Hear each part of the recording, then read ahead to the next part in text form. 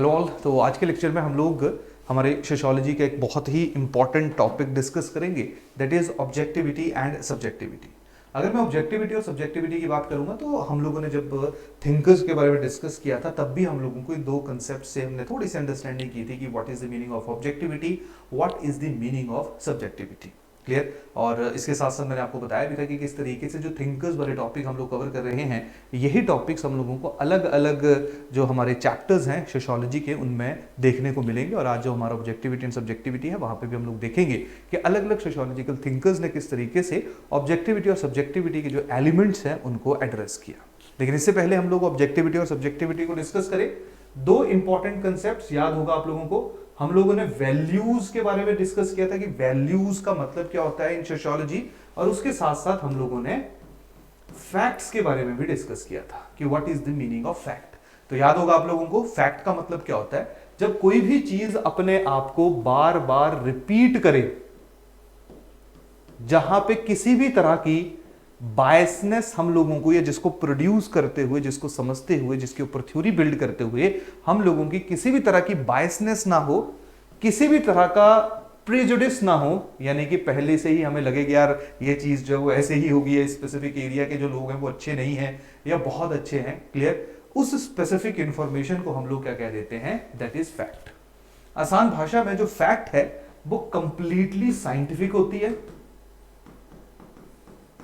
Science driven होती है। Clear. और साइंटिफिक फैक्ट्स का हम लोगों को पता होता है एक ऐसा फैक्ट जो हमेशा अपने आप को बार बार रिपीट करता है। जैसे बार बार मैं इसका जिक्र कर चुका हूं, बार बार इसका एग्जांपल दे चुका हूं। जैसे हम लोगों ने जो न्यूटन लॉ ऑफ ग्रेविटी है उसके बारे में डिस्कस किया था कि जैसे मैं पेन को फेंकूंगा तो हमेशा नीचे जाएगा। तो ये एक साइंटिफिकली प्रूवन फैक्ट है।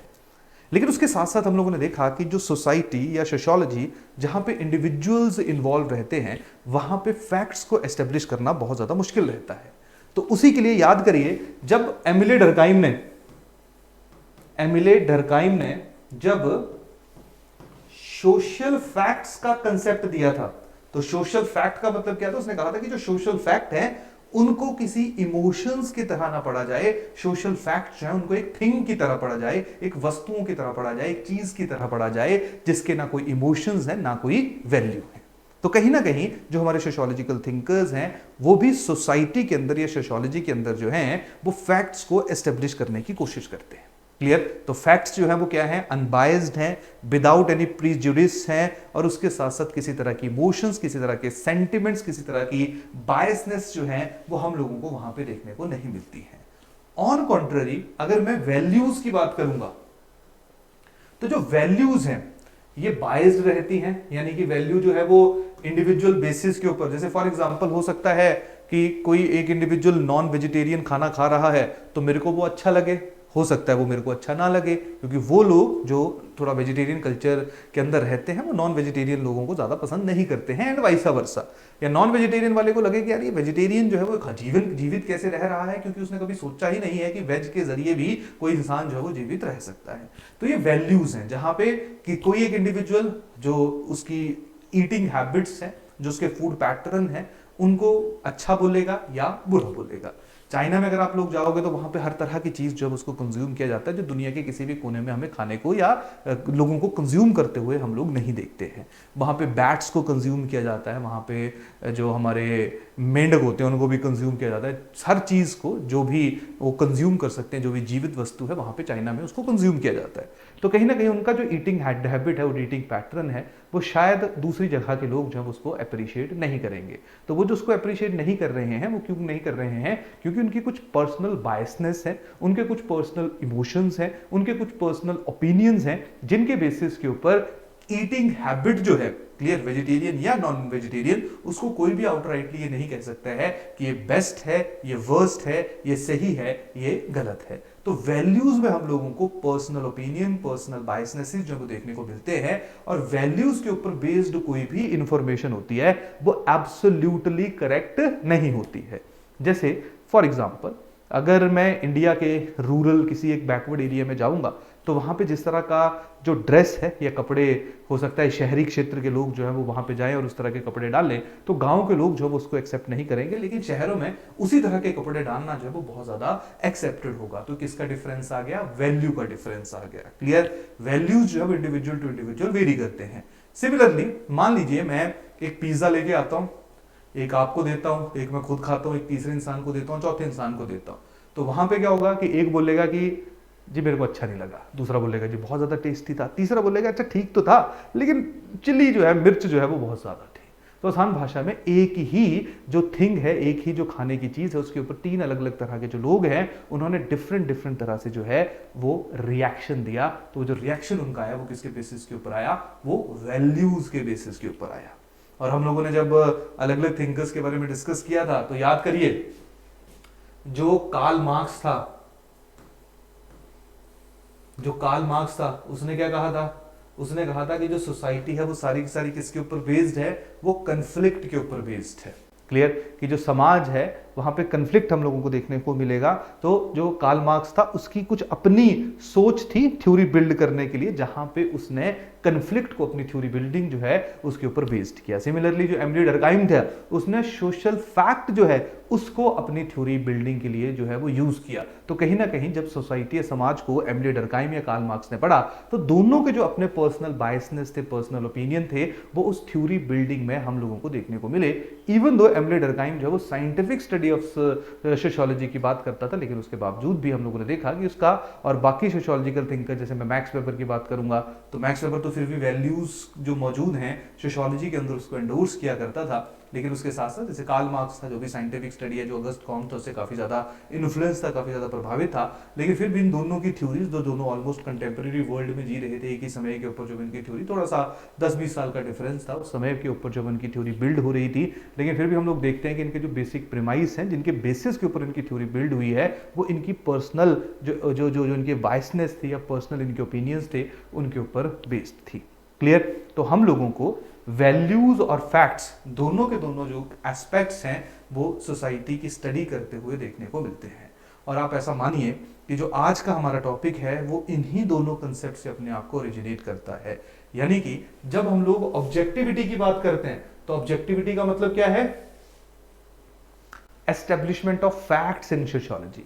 जब मैं कहूंगा कि सोशियोलॉजी को कंप्लीटली ऑब्जेक्टिव स्टडी के साथ हमें अप्रोच करना चाहिए, तो इसका मतलब है कि वहां पे किसी भी तरह की पर्सनल बायसनेस, प्रेजुडिस नहीं होने चाहिए, और सोसाइटी को एक साइंटिफिक जो स्टडी है या उसके साथ साथ जो एक फैक्चुअल प्रीमाइस है उसके ऊपर उसकी बिल्डिंग होनी चाहिए। और उसके साथ साथ अगर मैं सब्जेक्टिविटी की बात करता हूं तो देखिए सब्जेक्टिविटी का मतलब क्या होता है? सब्जेक्टिविटी एक ऐसी इंफॉर्मेशन है जिसको हर एक इंडिविजुअल अलग अलग तरीके से अंडरस्टैंड करता है, डिफरेंट डिफरेंट तरीके से रिएक्ट करता है। ऑब्जेक्टिविटी एक ऐसी सिचुएशन है जहां पे कोई फर्क नहीं पड़ेगा कि कौन सा इंडिविजुअल है, कौन से एरिया से है, किस भाषा को बोलता है, वो हर एक सिचुएशन में जो है वो सिमिलरली ही रिएक्ट करेगा। क्लियर? तो जो सब्जेक्टिविटी है वो बहुत ज्यादा किसके ऊपर बेस्ड होती है? वो वैल्यू ड्रिवन होती है। क्लियर? जहां पे इमोशंस, ओपिनियन, बायसनेस, प्रेजुडिस ये बहुत ही इंपॉर्टेंट रोल अदा करते हैं किसी भी एक इंडिविजुअल के द्वारा थ्योरी बिल्डिंग में। तो सबसे बड़ी बात, अगर हम लोग कहें कि जो सोशियोलॉजी है उसमें हमें ऑब्जेक्टिविटी या सब्जेक्टिविटी दोनों में से कौन सी चीज देखने को मिलती है? अब देखिए अलग अलग थिंकर्स हैं, जहां पे कुछ थिंकर ऐसे होंगे जो ये कहेंगे कि यार सोशियोलॉजी जो है वो कंप्लीटली ऑब्जेक्टिव, या जो सोशियोलॉजी के अंदर जो सोशल थ्योरीज बन रही हैं उनका जो नेचर है वो बिल्कुल ऑब्जेक्टिव नेचर होना चाहिए। कुछ लोग कहेंगे कि it is very impossible. Clear? ये बिल्कुल भी पॉसिबल नहीं है कि हम लोग सोसाइटी जहां पे ह्यूमन इन्वॉल्व है उनमें कोई थ्योरी बिल्ड करें और वहां पे किसी की वैल्यू जो है वो इंपॉर्टेंट रोल अदा ना करे। तो आसान भाषा में हम लोगों को हर एक तरह की जो थ्योरी है उसमें ऑब्जेक्टिविटी और सब्जेक्टिविटी दोनों देखने को मिलती है। बस ये जरूर रहता है कि ज्यादा टिल्ट जो सोशियोलॉजिस्ट का है वो ऑब्जेक्टिविटी की तरफ है, जो होना भी चाहिए, क्योंकि अगर रैशनल थ्योरी आएगी तो उसकी अंडरस्टैंडिंग, उसकी इंप्लीमेंटेशन हमें ज्यादा बेटर तरीके से देखने को मिलेगी। बट क्योंकि यहां पे ह्यूमन भी इन्वॉल्व है, अब आप खुद सोचो यार, मान लो ये थ्योरी बिल्ड कर रहा है, कार्ल मार्क्स जो थ्योरी बना रहा है तो ह्यूमन ही है, है तो इसके भी कुछ इमोशंस हैं, इसके कुछ पर्सनल ओपिनियन है, कुछ पर्सनल बायसनेस है। तो चाहे ये जितनी भी बेटर थ्योरी या जितनी भी रैशनल थ्योरी बिल्ड करने की कोशिश करे, इसकी जो पर्सनल बायसनेस है वो हमेशा थ्योरी बिल्डिंग में एक इंपॉर्टेंट रोल अदा करेगी। सिमिलरली एमिली डर्कहाइम की करेगी, मैक्स वेबर की करेगी, ऑगस्ट कॉम्ट की करेगी। चाहे एमिली डर्कहाइम और ऑगस्ट कॉम्ट ऑब्जेक्टिव स्टडी करना चाहते हैं, लेकिन डिसाइड तो उन्होंने खुद ब खुद किया। यानी कि एमिली डर्कहाइम सोशल फैक्ट की तरह या सोशल फैक्ट के बजाय जो conflict theory of Karl Marx है उसको भी पिक कर सकता था, लेकिन उसने सोशल फैक्ट किया क्योंकि उसको वो ज्यादा रिलेटेबल अप्रोच लग रही थी। तो वहां पे उसका जो ओपिनियन, उसकी जो अंडरस्टैंडिंग ऑफ द सोसाइटी थी, personal understanding of the society जो थी, उसने ज्यादा इंपॉर्टेंट रोल अदा किया। तो जो थ्योरी ही इंसान एक इंडिविजुअल बिल्ड कर रहा है और वो दूसरे इंडिविजुअल्स को स्टडी कर रहा है, जिनके इमोशंस है, जिनकी भावनाएं हैं, जिनकी फीलिंग्स है, क्लियर, तो हम लोग कभी भी 100% ऑब्जेक्टिविटी जो है वहां पे नहीं अटेन कर सकते हैं। तो हमेशा जब भी सोशल थ्योरीज या सोशियोलॉजिकल थ्योरीज बिल्ड होती हैं तो यहाँ पे हमेशा एक डिलेमा रहता है। डिलेमे का मतलब क्या है कि हम लोग ऑब्जेक्टिविटी, सब्जेक्टिविटी दोनों में से एक की ज़्यादा डोमिनेशन, इसको पुश करें, क्या करें। तो यही जो है वो आज के हमारे लेक्चर का टॉपिक है, जहाँ पे हम लोग देखेंगे कि अलग अलग तरह के जो सोशियोलॉजिकल थिंकर्स थे जिनके बारे में मैंने जिक्र भी किया, उनमें से कुछ सोशियोलॉजिकल थिंकर्स कंप्लीटली ऑब्जेक्टिविटी की बात करते हैं, हालांकि वो ऑब्जेक्टिविटी को अटेन नहीं कर पाए 100%, क्योंकि अल्टीमेटली सोशल साइंस है, सोशल साइंस में 100% ऑब्जेक्टिविटी के साथ काम करना जो वो बहुत ज़्यादा मुश्किल रहता है, क्योंकि जो रिसर्च कैरी आउट करता है इन्वेस्टिगेटर वो भी ह्यूमन है, उसके कहीं ना कुछ इमोशंस और वैल्यूज जरूर है, और जिनके ऊपर उसकी इन्वेस्टिगेशन होती है तो वो भी ह्यूमन है, और उनका ह्यूमन का बिहेवियर जो है वो बहुत ज़्यादा परिवर्तित होता है। याद करिए हम लोगों ने हॉथॉर्न एक इफेक्ट के बारे में भी डिस्कस किया था, जहां पे किस तरीके से जब ह्यूमन को लग रहा था कि उसको ऑब्जर्व किया जा रहा है तो उसकी जो प्रोडक्टिविटी है वो बहुत ज्यादा इंक्रीज हो गई थी। क्लियर? तो ह्यूमन बिहेवियर बहुत सारे फैक्टर्स से इन्फ्लुएंस होता है। कभी कभी कोई हमें देख रहा है, जैसे जब हम लोग छोटे भी होते होंगे या आप लोग छोटे होते होंगे, तो जब घर वाले बोलते हैं कि पढ़ो और तुम्हारा मन पढ़ने का नहीं होता है, तो घर वालों के साथ जैसे घर वाले सामने आते हैं, घर पे बैठे होते हो, तब तुम पढ़ते रहते हो। जैसे घर वाले जाते हो तो बंद बंद करके टीवी, फोन जो भी तुमने चलाना होता है उसको चलाना शुरू कर देते हो। तो घर वालों के लिए तो तुम पढ़ रहे हो, घर वालों को लगा नहीं जी हमारा बच्चा पढ़ रहा है, बट रियलिटी में तुम नहीं पढ़ रहे हो। क्लियर? तो इसका मतलब है कि कभी कभी जो इन्वेस्टिगेटर है उसके प्रेशर में भी जो लोग हैं जिनके ऊपर स्टडी की जाती है वो एक डिफरेंट तरह से बिहेव करना शुरू कर देते हैं। क्लियर? तो समाज या सोसाइटी या ह्यूमन जो है उसका बिहेवियर बहुत ज्यादा प्रेडिक्टेबल नहीं है, वो अलग अलग परिस्थितियों में, अलग अलग सिचुएशंस में डिफरेंट तरह से बिहेव करता है। क्लियर? यहां तक कहानी सबको समझ आ रही है? यहां तक होपफुली सारी की सारी स्टोरी जो है वो आप लोगों को समझ आ रही होगी। डन?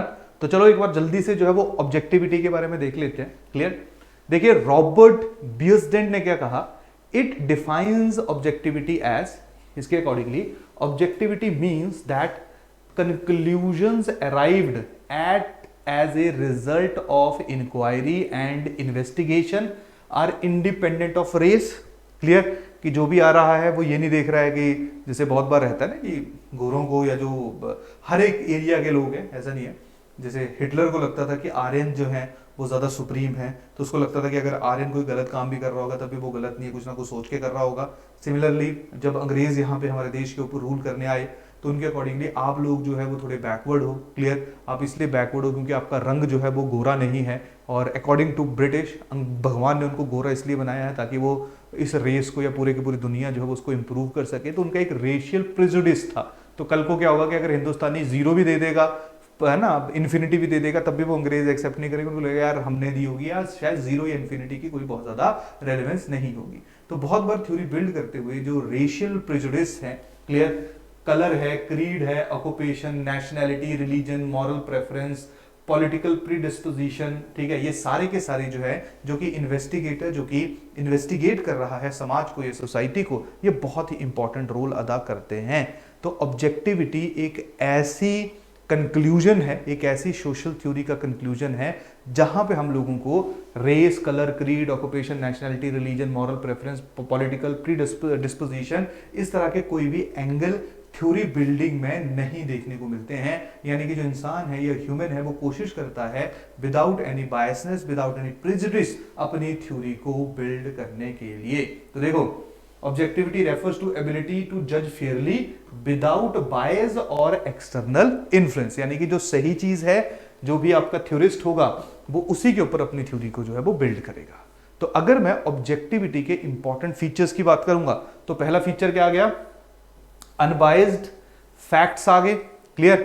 दूसरा क्या आ गया, जो रियल होना चाहिए, जो भी ऑब्जेक्टिव है यानी कि जिस रिसर्च को कैरी आउट किया जा रहा है वो रियलिटी में इंडिविजुअल ने ऑब्जर्व की होगी, ऐसा नहीं होना चाहिए। जैसे मैं आपको यहाँ पे एक एग्जांपल देता हूँ, जैसे हम सब लोग सुनते रहते हैं अपनी माइथोलॉजी में बहुत सारी हम कहानियां सुनते हैं कि जी हेवन हेल, कि जी अच्छा काम करोगे तो नरक में जाओगे, सॉरी पार्डन, अच्छा काम करोगे तो हेवन में जाओगे, बुरा काम करोगे तो नरक में जाओगे, हेल में जाओगे। अब मान लो कोई सोशियोलॉजिस्ट जो इस थ्योरी को स्टडी करना शुरू कर दे तो वो कभी भी इसको ऑब्जेक्टिव तरीके से जो वो स्टडी नहीं कर पाएगा, क्योंकि उसको दिखेगा नहीं, उसको हेवन और हेल कभी दिखेगा ही नहीं। अगर यही इंडिविजुअल समाज में होने वाले रियल इंसिडेंसेस को स्टडी कर रहा है, जैसे मैरिज को स्टडी कर रहा है, शादी को स्टडी कर रहा है, तो शादी तो दिखेगी। हस्बैंड और वाइफ के रिलेशन को स्टडी कर रहा है तो उसको दिखेगी जी हस्बैंड वाइफ उनके ऊपर रिसर्च कर सकता है। लेकिन अगर सोशियोलॉजिस्ट जो है एक ऐसी चीज को स्टडी करना शुरू कर दे जो रियल ही नहीं है, मतलब रियल है नहीं है, लेकिन मतलब मैंने और आपने शायद या किसी सोशियोलॉजिस्ट ने हेवन और हेल को तो नहीं देखा होगा, तो वो कैसे इस स्टडी को जो है वो, या इस, क्योंकि समाज के अंदर ऐसी चीजें चलती है ना कि अच्छा काम करोगे तो नरक में नहीं जाओगे, स्वर्ग में चले जाओगे। तो सोशियोलॉजिस्ट का काम ये रहता है कि सोसाइटी में जो भी हैपनिंग हो रही है उनको स्टडी करना, लेकिन आपको इस चीज को थोड़ा ना स्टडी कर सकते हैं क्योंकि तो रियल ही नहीं है, ये तो दिख ही नहीं रही किसी को, तो कैसे ऑब्जर्वेशन करेगा, कैसे स्टडी करेगा और कैसे एक कंक्रीट कंक्लूजन के ऊपर पहुंचेगा। तो ऑब्जेक्टिविटी में बड़ी चीजें जरूरी होती हैं। सब्जेक्टिविटी की जब बात करते हैं, जब हम लोग subjective interpretation of social norms करते हैं, यानी कि सोसाइटी के अंदर जो चीजें मौजूद हैं, तो वहां पे कुछ भी हो सकता है। जैसे अगर मैं स्वर्ग और नरक की बात करूंगा तो अलग अलग हमारे जो धर्म के टेक्स्ट हैं वो इनके बारे में डिफरेंट डिफरेंट इंटरप्रिटेशन देते हैं कि कुछ लोग कहते हैं कि अच्छा काम करोगे तो बुरा है ना, अच्छा होगा, बुरा काम करोगे तो बुरा होगा। कुछ धर्म ऐसा कहते हैं कि ऐसा कोई फर्क नहीं पड़ता है, आप फेटलिस्ट हो। फेटलिस्ट का मतलब क्या होता है कि जहां पे आप पैदा होगे आपकी पैदा होते ही लिखनी जो है वो कर दी गई थी कि आपको क्या मिलेगा, तो कोई फर्क नहीं पड़ता, तुम अच्छा काम करो बुरा काम करो, जो लिखा हुआ है at the time of your birth तुम्हारे साथ वही होगा। तो अलग अलग रिलीजन, अलग अलग धर्म जो है इस तरह की बातें करते हैं, लेकिन सोशियोलॉजिस्ट जो है किसी भी इस तरह की चीज के ऊपर अपनी रिसर्च को कैरी आउट नहीं कर सकता है अगर वो ऑब्जेक्टिव स्टडी ऑफ सोशियोलॉजी चाहता है। तो क्या समझे कि ऑब्जेक्टिविटी के लिए अनबायस्ड होना चाहिए, थॉट जो है वो रियल होना चाहिए, किसी भी तरह की इमोशंस और फीलिंग्स नहीं होनी चाहिए रिसर्च करते हुए, और उसके साथ साथ किसी भी तरह के प्री कंसीव्ड नोशंस नहीं होनी चाहिए। यानी कि तुम्हें जैसे होता ना कि मान लो दंगा हुआ, किसी एरिया में दंगा हुआ और जो सोशियोलॉजिस्ट है वो उस एरिया में रिसर्च करने चला गया कि अच्छा राइट्स क्यों हुआ, तो उसने पहले ही नोशन बनाया हुआ होगा, उसने कहा यार यही हो गया पक्का। कभी कभी होता है ना कि यार यही गलत करते होंगे, इसी धर्म के लोग अच्छे नहीं है, इस धर्म के लोग अच्छे हैं, इस कास्ट के लोग, इस रेस के लोग अच्छे नहीं है, इस एरिया के लोग अच्छे नहीं है। तो हम सबके प्री ऑक्युपाइड नोशंस होते हैं ना कि कल को पाकिस्तान कुछ गड़बड़ करते हैं तो हम क्या कहते हैं कि ये गलत है, ये लोग घटिया हैं, लोग अच्छे नहीं। क्लियर? तो हमारे कुछ प्री ऑक्युपाइड नोशंस होते हैं। तो जब सोशियोलॉजिस्ट इस किसी भी तरह के फैक्ट को स्टडी करेगा या किसी भी तरह से समाज या सोसाइटी को स्टडी करने की कोशिश करेगा तो वो प्री ऑक्युपाइड नोशंस को हमेशा साइड में रखेगा। क्लियर? तो सबसे पहली बात, ऑब्जेक्टिविटी में क्या क्या होना चाहिए, अनबाइज्ड बिहेवियर होना चाहिए, नो प्री ऑक्युपाइड नोशन होना चाहिए, थॉट जो है वो बिल्कुल रियल होना चाहिए, और उसके साथ साथ कोई भी फीलिंग या इमोशंस उस एक्सपेरिमेंट को करते हुए नहीं आपके अंदर होनी चाहिए, क्योंकि अगर आपकी इमोशंस और फीलिंग वहां पे आ गई तो इसका मतलब है कि ऑब्जेक्टिविटी के अंदर वैल्यूज जो हैं वो ऐड हो रही है। और वैल्यूज के ऐड होने का मतलब क्या है कि हर एक इंसान जो है वो इमोशंस में डिफरेंट डिफरेंट तरह से रिएक्ट करता है। तो वैल्यूज जो है वो इंडिविजुअल के बिहेवियर को चेंज करती है, और थ्योरी बिल्डिंग का ऑब्जेक्टिव यही है, एक ऐसी थ्योरी लेके आना जो थ्योरी हर जगह एप्लीकेबल हो, हर जगह जो हम लोगों को सक्सेसफुल होती हुई देखने को मिले। क्लियर? यहां तक कहानी सबको समझ आ गया? डन? अब सब्जेक्टिविटी की हम बात करें तो सब्जेक्टिविटी तो हमें होपफुली आप लोगों को समझ आएगी होगी। तो देखिए सब्जेक्टिविटी क्या है, when someone judgement is based या is shaped by personal opinion and feelings, जहां पे वो दिमाग से नहीं दिल से काम ले रहा है। वैसे हम सब लोग दिमाग से काम लेते हैं, बस हमें लगता है कि हम दिल से काम ले रहे हैं, लेकिन जहाँ पे हमारे इमोशंस और भावनाएं जो अब इन्वॉल्व हो जाती हैं, जैसे मान लो कि कभी दोस्ती के चक्कर में हम लोग कभी बहुत गलत डिसीजन ले लेते हैं ना कि जी कोई इंसान गलत कर भी रहा है, लेकिन क्योंकि मेरा दोस्त है, मेरा भाई है, मेरी बहन है, तो मैं उसको कुछ नहीं बोल लूँगा, मैं बोलूँगा कि चलो कोई बात नहीं। अगर वही काम कोई और करता तो शायद मैं पुलिस को फोन कर देता या मैं उसके खिलाफ जो वो एक्शन लेता, लेकिन मैंने आउट ऑफ इमोशंस जो वो किसी तरह का एक्शन नहीं लिया। तो जब मैं बिना दिमाग से या बिना रैशनैलिटी को कोई भी ओपिनियन या कोई भी जजमेंट जो वो बनाता हूँ, क्लियर, जैसे मैंने बताया कि बिना रिसर्च के हमने बना दी कि यार इस एरिया के लोग अच्छे नहीं है, क्लियर, या जो हमारा रूरल एरियाज हैं या अर्बन एरियाज है वहां पे शादियां टूट जाती हैं बिना देखे, क्लियर। जब हाँ रिसर्च करूंगा, फैक्ट इकट्ठे करूंगा, डाटा निकालूंगा कि अच्छा यहाँ पे इतने डाइवोर्स हो रहे हैं, यहाँ पे इतने डाइवोर्स हो रहे हैं, फिर मैं अपना नोशन बनाऊं, फिर मैं अपना ओपिनियन बनाऊं, फिर जस्टिफाइड है। लेकिन मैंने ऐसे सोचे समझे कि गांव के लोग अच्छे नहीं होते, शहरों के लोग अच्छे नहीं होते, इस तरह के अगर नोशन बना लूं without any specific research, that is subjectivity, clear. तो सब्जेक्टिविटी में क्या आता है, it refers to individual perception, आपका क्या लगता है, आपकी values, belief, feeling, desires, opinion, preferences, तो ये है सब्जेक्टिविटी, जहां पे वैल्यूज जो हैं, इमोशंस जो हैं, फीलिंग्स जो हैं, किसी भी तरह के रिसर्च में बहुत इंपॉर्टेंट रोल अदा करती हैं, क्लियर। तो इसको हम लोग क्या कह देते हैं, दैट इज योर सब्जेक्टिविटी। तो अगर हम लोग ऑब्जेक्टिविटी और सब्जेक्टिविटी के बीच में थोड़ा सा डिफरेंस करें, एक सेकेंड,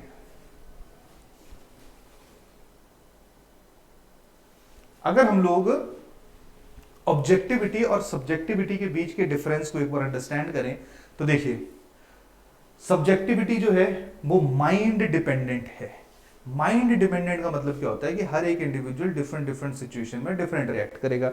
मैंने आपको चाय दी, किसी को चाय मीठी लगी, किसी को फीकी लगी, किसी को लगा कि यार बिल्कुल बेस्ट है, परफेक्ट है, किसी को चाय पत्ती ज्यादा लगी, किसी को कुछ लगा।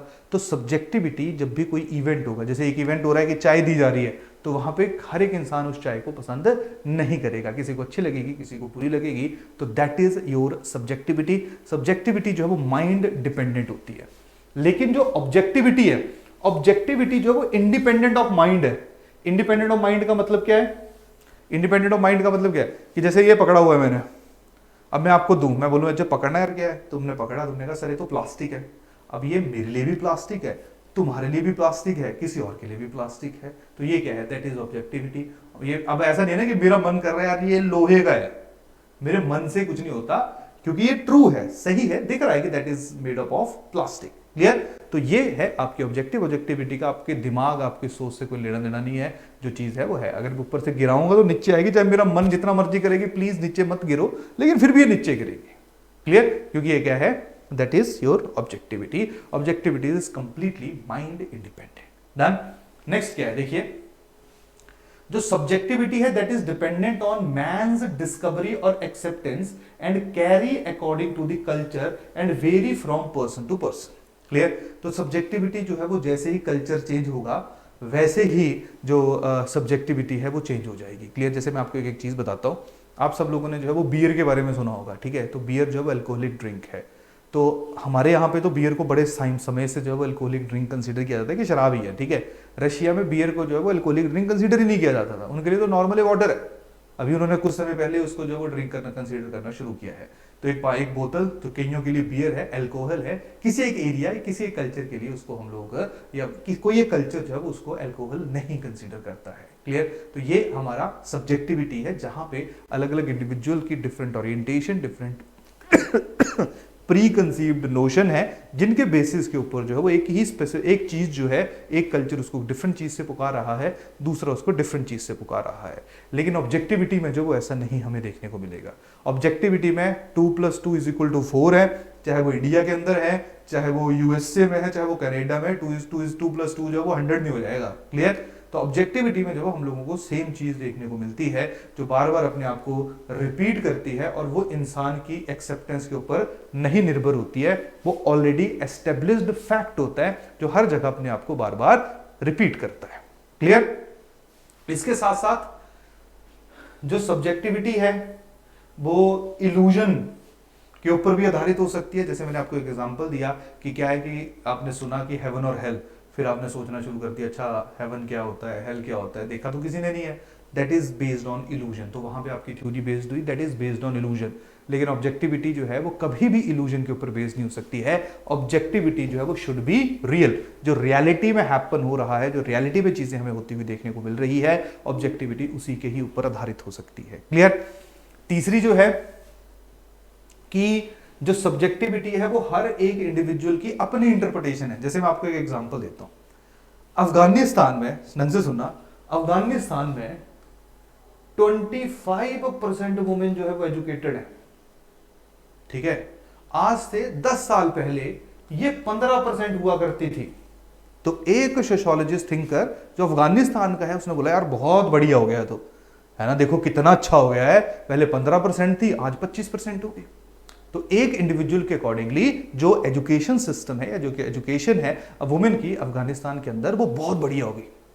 लेकिन जब अमेरिका वाला, यूएसए वाला सोशियोलॉजिस्ट जो है वो अफगानिस्तान को स्टडी करेगा और वो देखेगा कि यार इनकी तो 25% ही हुई है और यूएसए की खुद मान लो 100% है, तो यूएसए का जो थिंकर उसके दिमाग में होगा यार लड़कियां तो सारी पढ़ी लिखी होनी चाहिए। तो वो जब थ्योरी बिल्ड करेगा वो कहेगा यार अफगानिस्तान में तो वुमेन एजुकेशन का सत्यानाश है। That is subjectivity. सब्जेक्टिविटी मतलब एक ही चीज को, उन्हीं 25% एजुकेटेड वुमेन को एक इंडिविजुअल ने देखा कि बहुत बढ़िया हो गया, दूसरे ने देखा यार तो बहुत ही बकवास चीज है। क्लियर? तो ओन इंटरप्रिटेशन के ऊपर जो है वो ऑब्जेक्टिविटी बेस्ड होती है, सॉरी सब्जेक्टिविटी बेस्ड होती है। लेकिन जो ऑब्जेक्टिविटी है उसका इंटरप्रिटेशन से कोई लेना देना नहीं है। What ever is true is true. Clear? जो सही है वो सही है। क्लियर? इसके साथ साथ जो ऑब्जेक्टिविटी है वो फीलिंग इमोशंस के ऊपर ज्यादा डिपेंडेंट होती है। इसका फीलिंग इमोशन से कोई भी लेना देना नहीं है। यहाँ पे जैसे एमिली डर्कहाइम की अगर मैं बात करूंगा तो जो वो ऑब्जेक्टिवली जो है वो हमारी जो सोशल साइंसेज है या सोशियोलॉजी है उसको स्टडी करना चाहता था। तो एमिली डर्कहाइम जो उसने सोशल फैक्ट को क्या कहा था कि सोशल फैक्ट जो है वो कोई वैल्यू नहीं है। इवन उसके अंदर रिलीजन भी था, इवन उसके अंदर मॉरलिटी भी थी, जो बहुत आसान भाषा में वैल्यू का ही एक एग्जांपल है। लेकिन एमिली डर्कहाइम कहता था कि जो वैल्यूज हैं या जो सोशल फैक्ट्स है they should be considered as a thing. Clear? उनको एक वस्तु की तरह लो, यानी कि उसको ना इमोशन से देखो और ना एक्सपेक्ट करो कि उसके अंदर किसी तरह के इमोशंस मौजूद हैं। तो ये जो डिफरेंसेस हैं ये हम लोगों को ऑब्जेक्टिविटी और सब्जेक्टिविटी के अंदर देखने को मिलते हैं। क्लियर? अब जो अगला टॉपिक है, कुछ समय पहले जो है हम लोगों को हमारे एग्जाम के अंदर इसके ऊपर क्वेश्चन देखने को मिला। आपका जो हैंडआउट है वहां पे मैंने इस क्वेश्चन को मेंशन भी किया है, तो आप कोशिश भी करो क्वेश्चंस वगैरह जो है उनको लिखने की। क्लियर? तो अगला जो हमारा टॉपिक है वो है dilemma of objectivity and subjectivity. Dilemma क्या है कि देखिए, साइंस है, फिजिक्स है, केमिस्ट्री है, वहां पे तो इजी है किसी भी तरह के जो फैक्ट्स है उनको एस्टेब्लिश करना, क्योंकि प्रूव किया, फैक्ट एस्टेब्लिश हो गया।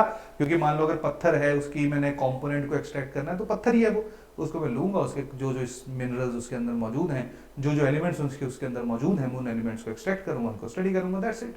क्लियर? तो साइंस में तो प्रॉब्लम नहीं है। लेकिन जो हमारी सोशल साइंसेज हैं, जो हमारी सोशल साइंसेज हैं, जहां पे जो इन्वेस्टिगेट कर रहा है वो भी इंडिविजुअल है और जिनके ऊपर इन्वेस्टिगेशन हो रही है वो भी इंडिविजुअल्स हैं। हर एक अपना अपना इंडिविजुअल है। यहां पे इन्वेस्टिगेशन करने वाला इंडिविजुअल है, जिनके ऊपर इन्वेस्टिगेशन हो रही है वो इंडिविजुअल हो भी सकते हैं और नहीं भी हो सकते। यानी कि जैसे मान लो कोई डॉक्टर वगैरह है, जब वो स्टडी कर रहा है तो ऑब्वियसली ह्यूमन ऑर्गन को जब वो देख रहा है तो लिविंग थिंग क्या कर रहा है, but at the same time जब उनको ऑब्जर्व कर रहा है उसको रियलिटी में दिख रही है और उनको प्रॉपर फंक्शन करते हुए वो समझ सकता है अब मेरा जो दिल है वो धड़क रहा है, वो इमोशन से थोड़ा ना धड़क रहा है, उसने जैसे धड़कना है वो वैसे धड़क रहा है, लेकिन मैं जो बिहेव कर रहा हूं वो मैं इमोशंस में हूं। अभी मैं कुछ कर सकता हूं, कल को मैं कुछ कर सकता हूं, परसों को मैं कुछ कर सकता हूं। तो जहां पे ह्यूमन इन्वॉल्व होता है स्टडी के लिए, यानी कि हमारी सोशल साइंसेस, वहां पे हमेशा ये डिलेमा रहता है, ये दोहरी सोच रहती है कि जो स्टडी है सोशल साइंसेस की वो ऑब्जेक्टिविटी से की जाए या ये जो स्टडी है ये सब्जेक्टिविटी के साथ की जाए। क्योंकि सब्जेक्टिविटी के साथ करेंगे फिर तो गड़बड़ी है ना। सब्जेक्टिविटी के साथ करेंगे तो हर एक इंसान जब अपनी अपनी मर्जी से थ्योरी बिल्ड करेगा, अपनी अपनी मर्जी से थ्योरी बिल्ड करेगा तो हजारों करोड़ों थ्योरीज जो है वो बिल्ड हो जाएंगी। तो कहीं ना कहीं हम लोगों को कोई भी सोशल साइंस को जब हम लोग अप्रोच करेंगे तो हमारी जो अप्रोच है वो किसके ऊपर बेस्ड होनी चाहिए, किसके ऊपर आधारित होनी चाहिए, ऑब्जेक्टिविटी के ऊपर आधारित होनी चाहिए। क्लियर? तो हमेशा जो स्टडी है वो क्या होनी चाहिए, ऑब्जेक्टिव स्टडी होनी चाहिए। ऑगस्ट कॉम्ट ने क्या कहा, ऑब्जेक्टिव होनी चाहिए। एमिली डर्कहाइम ने क्या कहा जी, ऑब्जेक्टिव होनी चाहिए, साइंस की तरह होनी चाहिए। मैक्स वेबर ने कहा कि ऑब्जेक्टिव होनी चाहिए, but at the same time max weber also acknowledged the relevance of values, जिसके कारण उसने जो वो अलग अलग तरह की आइडियल टाइप्स थी। क्लियर? टालकट पासन की अगर मैं बात करूं तो उसने कहा कि देखिए सोसाइटी को बिना वैल्यूज के समझना, बिना जो हमारे इमोशंस उनके समझना जो है वो, इनको उनके बिना समझना जो है वो that is pretty much difficult. तो अलग अलग थिंकर जो है उसने कैसे सोशियोलॉजी को पिक किया जाए, जो उसके बीच का डिलेमा है उनको जो है वो दोनों को ऑब्जर्व किया, और अल्टीमेटली जो कंक्लूजन है वो यही है कि जब भी हमारी थ्योरी बिल्ड होगी उसकी ओरिएंटेशन ऑब्जेक्टिविटी होनी चाहिए, but at the same time जो सब्जेक्टिविटी का एलिमेंट हम लोगों को यहाँ पे देखने को मिलता है, वो सब्जेक्टिविटी का एलिमेंट जो है उसको हमें एक्नॉलेज करना है, और उसी के ही बेसिस के ऊपर, उन्हीं वैल्यूज के ऊपर जो है वो अल्टीमेटली फैक्ट के ऊपर आधारित अपनी थ्योरी को बिल्ड करना है। क्लियर? क्योंकि ऑब्जेक्टिविटी को अटेन करना सोशल साइंसेज में डिफिकल्ट है, सोशल साइंसेज में मुश्किल है। क्योंकि एक तरीके से, अब देखिए थोड़ा सा बताता हूं आपको, धीरे धीरे इसको भी डिस्कस करते हैं, वहां से आपको समझ आ जाएगा। देखिए, तो सबसे पहले रिवाइज कर लेते हो, हमने सारा पढ़े ही है, ठीक है, कि जो कॉम्टे एंड डुर्कheim है, they argued that objectivity can be attainable by adopting the scientific methodology। सारा कवर कर लिया हम लोगों ने, तब इन टॉपिक्स को मैंने बाद में रखा है, क्योंकि अगर मैं पहले करा देता तो फिर तुम्हें ये सारे थिंकर्स समझाने पड़ते। अब होपफुली तुम लोगों को थिंकर्स जो है वो क्लियर हो चुके हैं, तो अब ये चीजें तुम्हारे लिए बहुत ज्यादा मुश्किल नहीं रहेगी। अब सोशियोलॉजी थोड़ी आसान रहेगी, क्योंकि हमने थिंकर्स को ढंग से पढ़ लिया हुआ है। अगर अभी भी थिंकर्स में थोड़ा प्रॉब्लम आ रहा है तो एक बार फिर से अपने नोट्स उठाइए, एक दो बार फिर से रिवाइज करिए, क्योंकि अब थिंकर्स का जो यूज है वो हमारे लेक्चर में बहुत ज्यादा होने वाला है। क्लियर? और बार बार अब मैं रेफरेंस नहीं दूंगा। इसके साथ साथ अगर मैं रेडक्लिफ ब्राउन की बात करूंगा तो उन्होंने कहा कि जो सोसाइटी है, क्लियर, वो एथनोसेंट्रिक और ईगोसेंट्रिक बाइसेस जो है उसमें हम लोगों को जो है वो देखने को मिलेंगे, लेकिन हमने उसको थोड़ा सा अलग रखना है। जो मैक्स वेबर है उसने कहा तो जरूर था कि वैल्यूज जो हैं वो नहीं होनी चाहिए सोसाइटी के अंदर, लेकिन उसके साथ साथ जो है वो उसने आइडल टाइप, जहां पे अलग अलग तरह की जो सिचुएशंस हैं उनके ऊपर आधारित समाज या सोसाइटी जो है वो उसको अंडरस्टैंड किया। क्लियर? लेकिन अगर मैं बात करूं बाकी ऑल्टरनेट व्यू पॉइंट्स की, तो गुनार मिडराल की अगर मैं बात करूंगा तो उन्होंने कहा कि टोटल ऑब्जेक्टिविटी जो है वो एक इल्यूजन है, क्योंकि यहाँ पे ह्यूमन की स्टडी हो रही है या ह्यूमन यहाँ पे इन्वॉल्व है, तो 100% ऑब्जेक्टिविटी तो नहीं हो सकती है, कुछ ना कुछ हद तक वैल्यू जो है वो इंपॉर्टेंट रोल अदा करेंगे। क्लियर? इसके साथ साथ जो मर्टन है, मर्टन ने भी यही कहा कि जो भी चॉइसेस होंगे, यानी कि अब देखो सबसे बड़ी बात है कि अगर तुमने कोई रिसर्च भी करनी है, मान लो तुमने कोई रिसर्च करनी है, तो तुमने टॉपिक भी तो चूज करना है कि तुमने कौन सा जो टॉपिक है उसको तुम पिक करोगे। अब देखिए मैक्स वेबर ने यहाँ पे वैल्यूज का जिक्र किया। मैक्स वेबर ने कहा कि यार जब भी हम रिसर्च के लिए टॉपिक का जिक्र करते हैं तो हमें उस टॉपिक को पिक करना चाहिए जो सोसाइटी या समाज के लिए बहुत ज्यादा इंपॉर्टेंट हो, और मैक्स वेबर ने ब्यूरोक्रेसी को पिक किया। क्लियर? एमिली डर्कheim ने डिवीजन ऑफ लेबर के ऊपर भी फोकस किया। डन? तो उसी तरीके से जो हमारा मैक्स वेबर, उसने कन्फ्लिक्ट के ऊपर फोकस किया। तो हर एक का अपना अपना व्यू था, क्योंकि हो सकता था कि मैक्स वेबर जो है वो कन्फ्लिक्ट के ऊपर फोकस करता। मैक्स वेबर ने क्यों ब्यूरोक्रेसी के ऊपर फोकस किया?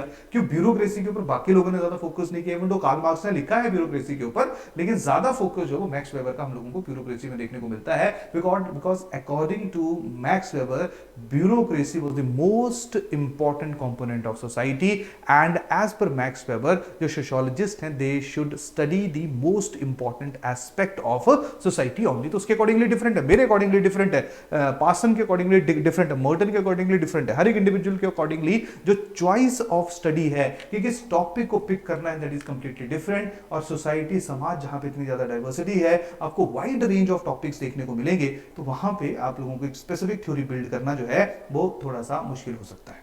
क्लियर? तो टैलकट पास ने कहा कि देखिए चाहे जो मर्जी है, लेकिन जो टॉपिक चूज होगा, मर्टन ने कहा जो टॉपिक चूज होगा वो कहीं ना कहीं उसमें जो है वो पर्सनल प्रेफरेंसेस जरूर आएंगी, आइडियोलॉजिकल प्रेफरेंसेस जरूर आएंगी। तो हम ये कभी भी नहीं कह सकते हैं कि जो सब्जेक्टिविटी है उसको जो है वो कंप्लीटली रिमूव किया जा सकता है। जैसे एक ना मैक्सिको के अंदर टेपोस्टलन विलेज है, उसके ऊपर अलग अलग थिंकर्स ने स्टडी की। तो देखिए जब रॉबर्ट रेडफील्ड ने देखिए अब एक गांव है, अब आप देखिए समझिए एक चीज, एक गांव है, यहां पे लोग रह रहे हैं। क्लियर? यहां पे दो तरह की स्टडी हुई। एक वो थे जो फंक्शनलिस्ट थे, याद होगा फंक्शनलिस्ट के बारे में आप लोगों को। फंक्शनलिस्ट क्या थे? जो सोसाइटी की जो फंक्शन है, जैसी सोसाइटी है उसको एक्सेप्ट कर लेते और अंडरस्टैंड करने की कोशिश करते हैं कि वो सोसाइटी कैसे काम कर रही है। तो जैसे रॉबर्ट रेडफील्ड जो थे, उन्होंने कहा कि देखिए सोसाइटी या जो गांव है इसके अंदर हम लोगों को कंप्लीट हार्मनी देखने को मिल रही है, जिसके कारण ये लोग एक दूसरे के साथ कॉपरेट कर रहे हैं और काम कर रहे हैं। क्लियर? और सक्सेसफुली एक दूसरे के साथ रह रहे हैं। लेकिन जब ऑस्कर ल्यूइस ने इसकी स्टडी की तो ऑस्कर ल्यूइस ने कहा कि देखो यार, इस सोसाइटी के अंदर तो बहुत ज्यादा कंफ्लिक्ट है। कंफ्लिक्ट क्यों है? क्योंकि यहां पे इकोनॉमिक डिस्पैरिटी है, और इकोनॉमिक डिस्पैरिटी है जिसके कारण कंफ्लिक्ट हो रहे हैं। तो ये कौन सा व्यू पॉइंट इसने पिक किया? कार्ल मार्क्स का व्यू पॉइंट पिक किया। यानी कि जब हम लोग थ्योरीज को भी पिक करते हैं तो फंक्शनलिस्ट जो थिंकर हैं वो एक ही सिचुएशन को डिफरेंट तरीके से पिक करते हैं। जो कंफ्लिक्ट थ्योरिस्ट हैं, जो कार्ल मार्क्स की ओर से इन्फ्लुएंस्ड इंस्पायर्ड हैं, वो डिफरेंट तरीके से जो वो थ्योरी को बिल्ड करते हैं।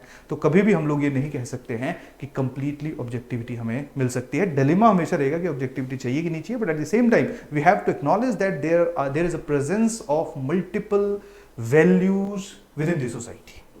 क्लियर? यहां पे कहानी पहला समझ आया। दूसरा चीज क्या है कि देखिए, ऑब्जेक्टिविटी को अटेन करने में डिफिकल्टी क्या है।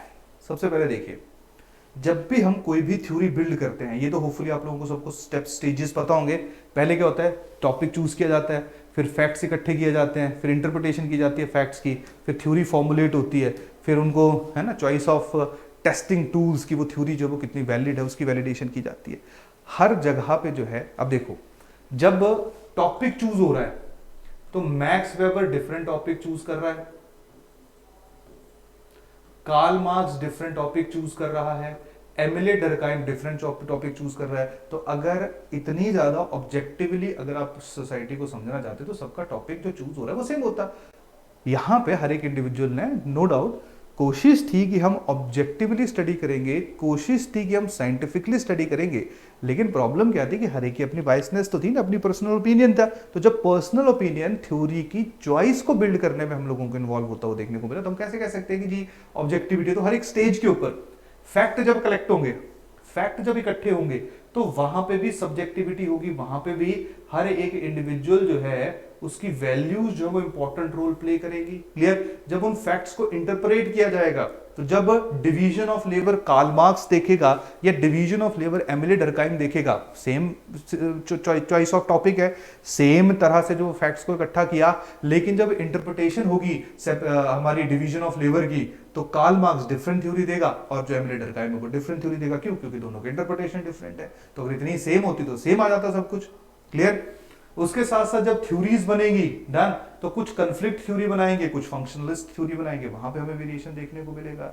टेस्ट जब किया जाएगा उसके ऊपर भी हमें वेरिएशन देखने को मिलेगा। तो कहीं ना कहीं जो जिनके ऊपर टेस्ट हो रहा है वो भी कहीं ना कहीं, या टेस्टिंग टूल का मतलब क्या है कि जैसे मान लो मैंने डाटा जो है वो जैसे इंटरप्रिटेशन ऑफ फैक्ट या कलेक्शन ऑफ फैक्ट में मैंने डाटा इकट्ठा किया, मैंने क्वेश्चनियर से डाटा इकट्ठा किया, मैंने इंटरव्यू के जरिए डाटा इकट्ठा किया, तो डाटा इकट्ठा करने में भी या फैक्ट इकट्ठे करने में भी वेरिएशन हो सकती है।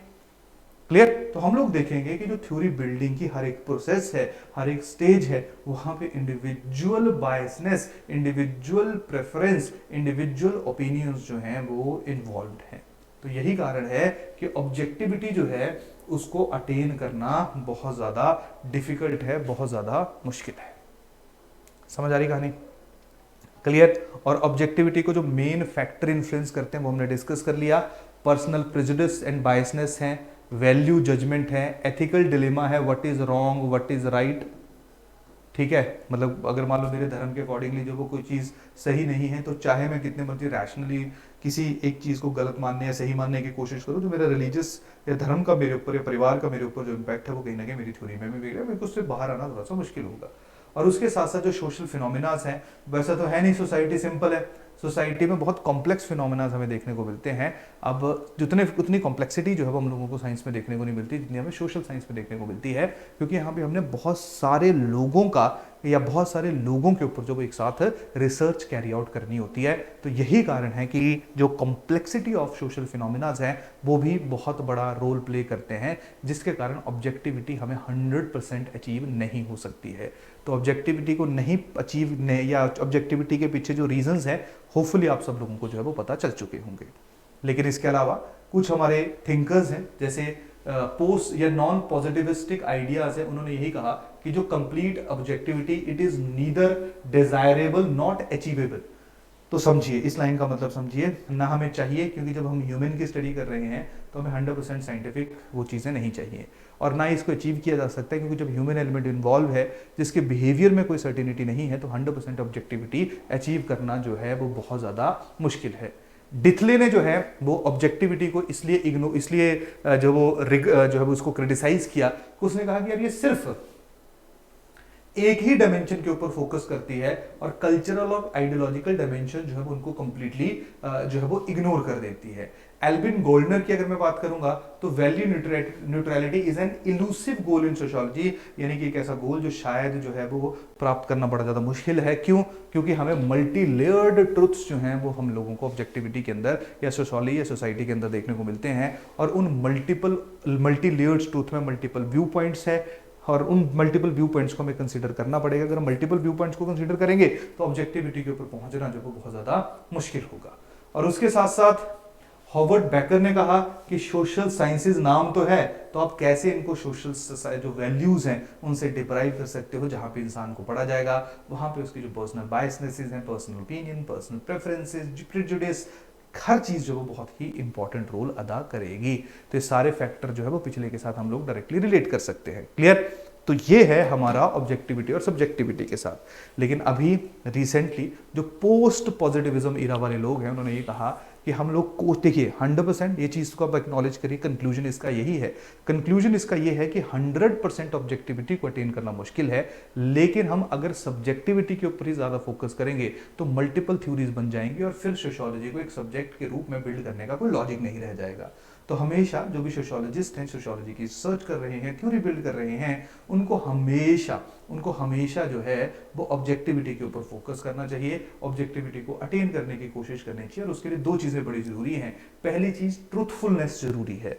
जो ट्रूथफुलनेस का मतलब है कि जो भी आप स्टडी कर रहे हो आप उससे 100% सेटिस्फाइड होने चाहिए, सही चीज को आपने पिक करना है, और उसके साथ साथ आपकी जो रिसर्च है वो रैशनल रिसर्च होनी चाहिए। अगर वो इन दो चीजों को फोकस करोगे तो ऑब्जेक्टिवली भी होगा और उसके साथ साथ जो है वो बेटर थ्योरी भी बिल्ड होगी।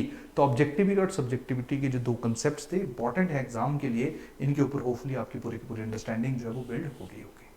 तो अब इसी तरीके से अलग अलग लेक्चर में हम लोग छोटे छोटे जो सोशियोलॉजी के कंसेप्ट्स हैं उनको डिस्कस करेंगे, फिर जो बाकी हमारे टॉपिक्स उनकी तरफ हम लोग मूव करेंगे। तो चलिए मिलते हैं नेक्स्ट लेक्चर में, तब तक के लिए थैंक यू, धन्यवाद।